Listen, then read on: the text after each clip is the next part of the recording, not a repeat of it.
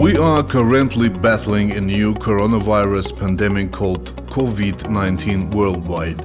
As you know, COVID-19 is a new type of coronavirus infection that can cause severe pneumonia and even death. Can be transmitted from person to person and spread quickly if measures are not taken. The most dangerous aspect of COVID-19 infection is that currently there is no vaccine and 100% guaranteed treatment for it. Along with other complications of global problems of this kind, one should also note the psychological tension that they cause in people.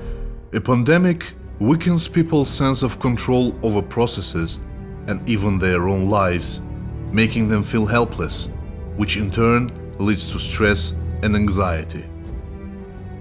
People react differently to stress.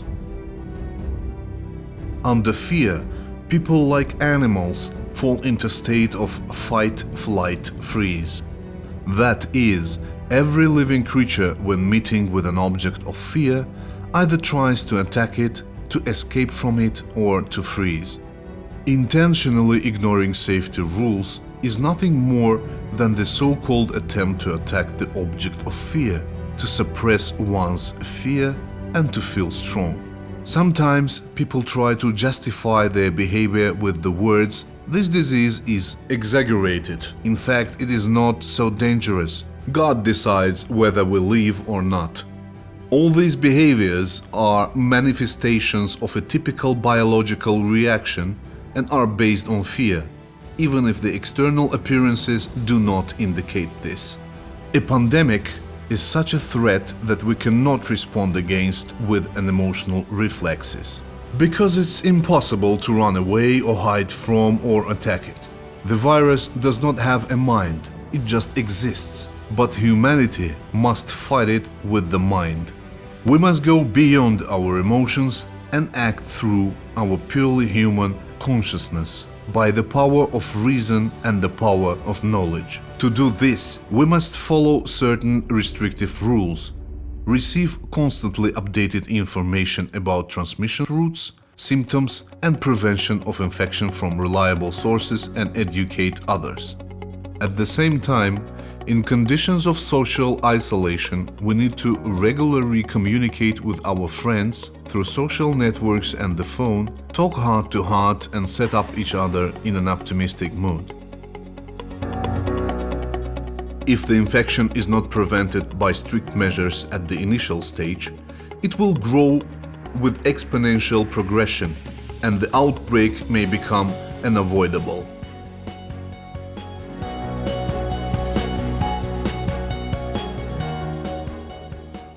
Imagine that a water lily grows on the surface of the lake and its leaves grow in an exponential sequence. In other words, one leaf is born from each leaf during the day. This causes the lily leaves to double every day. Let's suppose that for 60 days the lily leaves completely cover the surface of the lake. How many days do you think it takes for a lily leaves to cover half of the lake?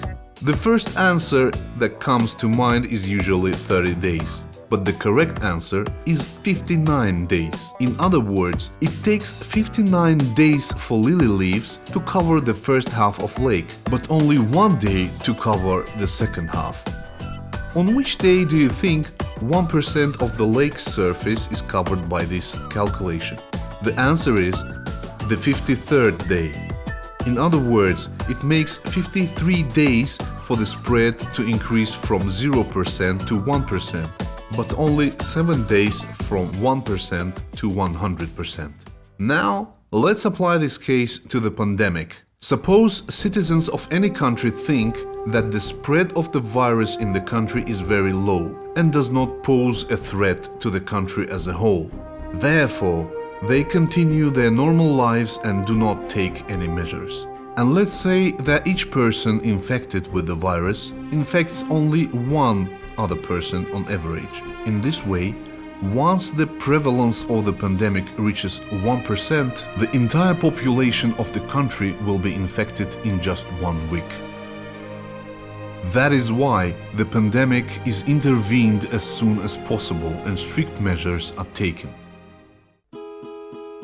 To answer this question, we need to run over another popular mathematical problem. Each of us solved a math problem called pool problem at school. According to this math problem, one pool is filled with water from the tap, and another pipe flows out of the pool. If the volume of water filled is greater than the volume of discharge, then after a while the pool will fill up and begin to overflow. If the volume of water discharge is greater than the volume of water filled, then the pool soon will be empty. Now, let's apply this case to the explanation of the pandemic. Here, the pool represents the country's healthcare system. The water in the pool is already infected and being treated patients. Tap water represents the new infected patients, and the discharge water represents the recovering patients. Like the pool, the healthcare system has a limited service capacity. That is, the beds, the necessary equipment, and the number of doctors and other medical staff allow serving a certain number of patients.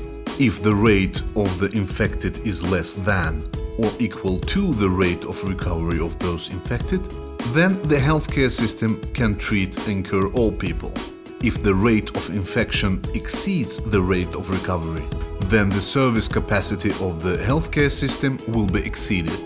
That is, all places will be full, all doctors will be busy, consequently it will not be possible to treat newcomers. This could lead to a massive increase of casualties and deaths.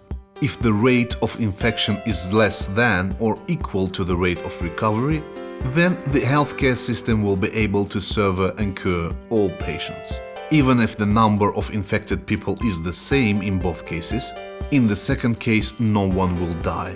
A brief history of the fight against COVID-19 shows that the positive result can only be achieved through cooperation between the state and citizens and high individual discipline.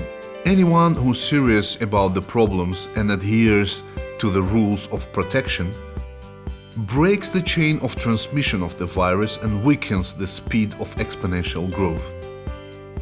Tens of thousands of people around the world have already recovered from this disease. So, although the problem is serious, there are solutions. Each of us must do our part and leave the rest to the doctors. As the ancients said, everything passes and it will pass too. Stay home, stay positive.